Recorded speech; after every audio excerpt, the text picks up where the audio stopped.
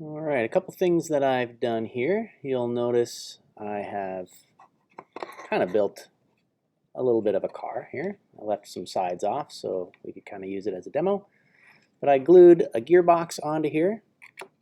And since my gearbox is on the outside of the car, I needed to have a hole here. If you don't have a hole in yours, let me know. I'll figure out maybe I'll just make you another base or something like that, or you can bring it in and I can just drill it, or we'll figure something out. Okay, so I put the wires through the hole and now they come up through the bottom of the car. I also did this. I took the switch, and since I have a window, I just hot glued it into the window there. I don't know if you don't have to hot glue it anywhere. It can just be somewhere loose or something. You can still use it, but I like it nice and fixed on there. So if you can figure out something for that, that'd be awesome.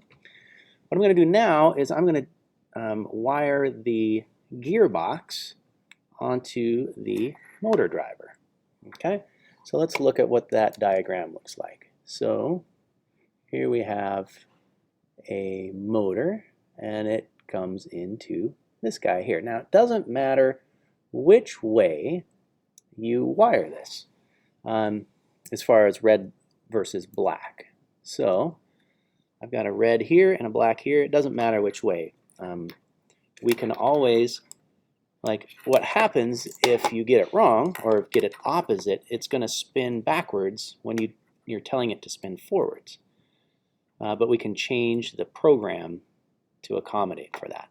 So I just undid those screws there. I'm going to plug one of them into one side, tighten it up,